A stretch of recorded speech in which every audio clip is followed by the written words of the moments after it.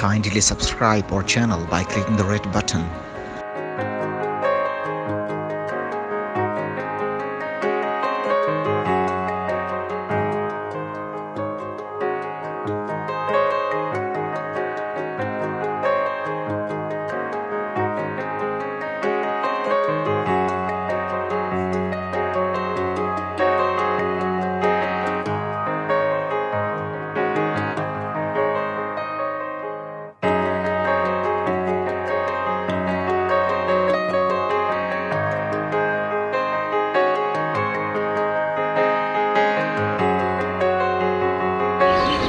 اعوذ باللہ من الشیطان الرجیم بسم اللہ الرحمن الرحیم اللہم صلی علی محمد و علی آل محمد کما صلیت علی ابراہیم و علی آل ابراہیم انک حمید مجید اللہم بارک علی محمد و علی آل محمد کما بارکت علی ابراہیم و علی آل ابراہیم انک حمید مجید۔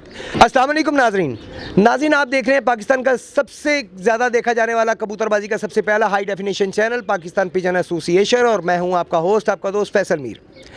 آج ہم ایک کبوتر پروری کی ایک ایسی ہستی کے پاس آئے ہیں جنہیں دنیا جانتی ہے ماشاءاللہ، اور کبوتر پروری میں کو فروغ دینے میں ان کا بہت بڑا ہاتھ ہے، اور یہاں تک لانے میں ان بزرگوں کا بہت بڑا ہاتھ ہے۔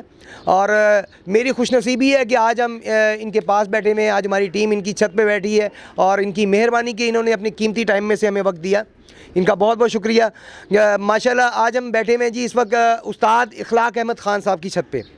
آج ہم ان سے گپ شپ بھی کریں گے، ان کے کبوتر بھی دکھائیں گے، آئیے ان سے گپ شپ کریں۔ السلام علیکم سر۔ وعلیکم السلام۔ جی ماشاءاللہ سر، آپ کا نام بچپن سے ہی سنتے آ رہے ہیں، اور مجھے واقعی دلی خوشی ہو رہی ہے کہ آج میں آپ کے ساتھ بیٹھا ہوں۔ ہمارے ناظرین کو بتائیے گا اپنی کبوتر پروری کی ہسٹری جو بھی آپ کی ہے، آپ کو کیسے یہ شوق پڑا اور یہاں تک کیسے آیا، اور اس میں جو بھی آپ نے جس طرح آپ کی فیڈریشن کر رہی ہے، آپ کا کلب کر رہا ہے، جو کام بھی کر رہا ہے، اس کے بارے میں کائنڈلی ہم چاہیں گے ہمارے جو ویورز ہیں انہیں تفصیل بتائی جائے۔ جہاں تک مجھے پتہ ہے کبوتر بازی ایران سے آئی ہے۔ بابر بادشاہ کے جو والد تھے ان کو شوق تھا، ان کا کھڈا جو تھا وہ ایک پہاڑی پہ بنا ہوا تھا، ان کے بھائی ان سے لڑتے رہتے تھے۔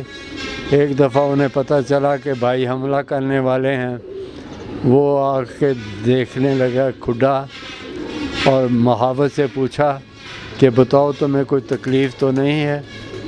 اس نے کہا اور تو سب ٹھیک ہے، یہ چھت جو ہے نا یہ ٹپکتی ہے۔ وہ پہاڑی والی چھت پہ اوپر چڑھے، ذرا آگے گئے نا تو چھت سمیت نیچے گر کے فوت ہو گئے۔ وہ بابر کے بادشاہ تھا، بابر بادشاہ کے والد تھے۔ والد جو تھے نا پہلے ان کو کہتے تھے کہ یہ بہت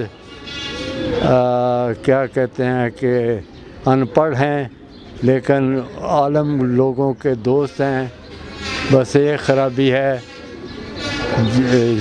افیون کھاتا ہے اور کبوتر اڑاتا ہے۔ اس کے بعد یہ سرگودا سائڈ پہ جب بابر آئے نا تو ان کا یہی شغل تھا کہ کبوتر تو نہیں اڑاتے تھے لیکن افیون کھاتے تھے۔ اور کوئی پوچھنا چاہے تو پوچھ لیں مجھ سے۔ تو سر آپ کی جو کبوتر پروری ہے اس کے بارے میں ہمارے ناظرین کو کائنڈلی بتائیے گا۔ یہ ہمارا خاندانی شوق ہے۔ جو عمران خان کی والدہ تھیں ان کے دادا میرے والد کے نانا تھے، ان کو شوق تھا، لیکن اس زمانے میں امیر لوگوں کو کبوتر رکھنے پہ ذرا معیوب سمجھا جاتا تھا، تنقید کا نشانہ بنایا جاتا ہے۔ ہاں جی، تنقید کا نشانہ بنایا جاتا ہے۔ تنقید کا نشانہ بنایا جاتا تھا، اور وہ ان کو وہ پھر اپنے جو ماتحت رعایا تھی نا ان لوگوں میں سے کبوتر دے دیتے تھے، وہ کبوتر اڑاتے تھے، یہ شوق اپنا پورا کر لیتے تھے۔ صحیح جی۔ تو سر یہ انڈیا سے پاکستان جب آئے تو آپ کون سی نسلیں جو ہیں اپنے کبوتروں کی، کون سی بریڈ جو ہے وہ یہاں پہ لے کر آئے ساتھ اپنے؟ ہمارے جو کبوتر جلندھر میں تھے نا تو ایک آدمی تھا رعایا میں سے جو کھلونے وغیرہ رنگین پاوے بڑا بناتا تھا، تو وہ سر پہ ٹوکرا اٹھا کے 32 کبوتر پیدل 80 میل جلندر سے ادھر لاہور آیا اور فیصل آباد چلا گیا۔ پھر اس نے چچا کو لکھا کہ میں غریب آدمی ہوں، میں اب برداشت نہیں کر سکتا، تو چچا نے پھر انہیں پیسے بھیجے، وہ کبوتر لے کے آیا۔ ابا جی کا دل ٹوٹا ہوا تھا، نمبردار تھے بستی کے، وہ بستی کے نمبردار تھے، وہ نہیں رکھنا چاہتے تھے کبوتر۔ ہم بھائیوں نے 5 بھائیوں نے مجبور انہیں کیا کہ وہ ضرور ایک جوڑا رکھ لیں۔ ایک جوڑا ہم نے ان سے چوری رکھ لیا، باقی کبوتر 28 جو تھے نا وہ چچا نوشہرہ پشاور میں لے گیا۔ وہ وہاں لے گئے، لیکن 20 دن کے اندر ان کو شوق تھا صفائی ہو، کھلی ہوادار ہوں، کبوتر مزے سے رہیں۔ اور رات کو کھڑکی کھلی رہ گئی، بلی گھسی، وہ سارے کے سارے 28 کبوتر مار کے چلی گئی۔ تو آپ کے پاس وہ ایک جوڑے سے آگے بریڈ چلی ساری؟